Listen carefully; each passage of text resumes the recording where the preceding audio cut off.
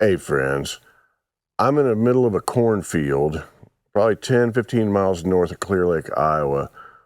This is a spot where on February 3rd, 1959, there was a plane crash that ended the lives of Buddy Holly, Richie Valens, and the Big Bopper. And the pilot was Roger Peterson. They just played at the Surf Ballroom in Clear Lake, had a terrible tour in the middle of winter. Who knows who books these sort of things, but their tour bus, their heat had gone out days before. Someone had to leave the tour because they got frostbite on the tour bus. And Buddy Holly was just kind of like, to hell with this. They're going to charter a flight to go to their next gig somewhere in North Dakota. And it left Clear Lake and didn't make it about 5 miles. And the plane crashed right here in the middle of this cornfield. It's a chilly morning when I'm standing out here right now, but it's nice and chilly. It's kind of beautiful out here. Dead quiet. The first time that we came here, me and my buddy Todd and my buddy Chris, who's no longer with us, maybe 25, 30 years ago, we came out here. I don't even know how we found it. There was no marker at the road. It's a gravel road that you take to get out to this cornfield. I'm not sure how we found it, but we did, and we hiked back here. But we came out here 25, 30 years ago and walked down the fence line, and when we got here, this is my memory now, someone took and planted all around here, like probably a 20 or 30 yard area. There was nothing but, we'll say, wacky tobacco planted all along the fence line. Jazz cabbage. It looked like Willie Nelson had planted a garden, if you know what I mean. And my buddies, Todd and Chris, Todd Fox is behind the camera right now. They picked a bunch of it, and we went to our campsite later that night, and they rolled it up and smoked it and said it was absolutely horrible. It seemed like the right thing to do at the time. I did not partake. I don't partake in such things. That's my memories of that, and us all sitting around the campfire and laughing about that. Now, I've often wondered, I don't remember meeting people who actually saw Buddy Holly live, but when I toured with Ian Hunter in England, I asked him if he'd ever seen Buddy Holly, and he said that he saw him at Leicester at De Mumford Hall. Him and his friends went to see Buddy Holly and just pushed up against the front of the stage. And Buddy Holly came out and said it was just great. And it was this energy and excitement. And they thought of it the way we think of hard rock. Like this was the real stuff. This was the hard stuff. And Ian was just all excited about playing that.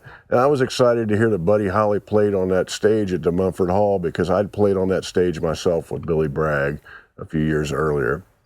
And so that was great knowing I stood on the same stage as Buddy Holly at one time. So as I'm standing here, I'm thinking about those pictures of Buddy Holly and Waylon Jennings in that photo booth in Grand Central Station in New York. We've all heard the story about how Waylon gave up his seat to be on that flight and, narrowly escaped the crash. But man, those pictures of Buddy and Waylon in that photo booth, those are the coolest damn rock and roll pictures. I haven't seen anything since then that looks cooler. And just seeing two friends having a really good time and yucking it up in the photo booth and just looking cool as all get out. I don't know a better way to say it. If you haven't seen those pictures, look them up, man. But it's I don't know. It's just a moment in time that I'm glad that they took the time to walk into that photo booth and save it for the rest of us. Another thing I think about when I'm standing here is the Big Bopper's body was exhumed at one time where they wanted to do an autopsy. And at that moment, they changed out the caskets. And the casket that he had been buried in somehow ended up in a museum somewhere between Waco and Austin off of 35. Maybe Waxahachie, I forget what town it was. But I went there, and I wanted to see the Big Bopper's casket. It's on display. And I got there, and it was supposed to be open.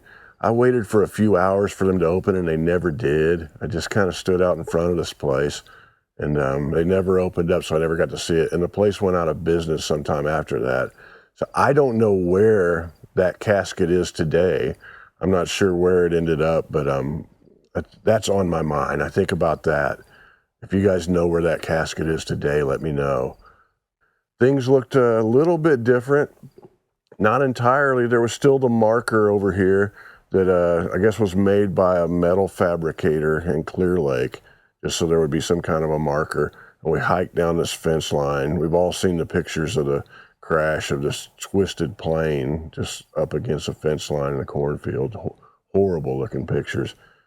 And it was in the middle of winter, and I believe it took like 10 hours before they could even go out and look for the bodies, and everything was covered in snow when the people got there.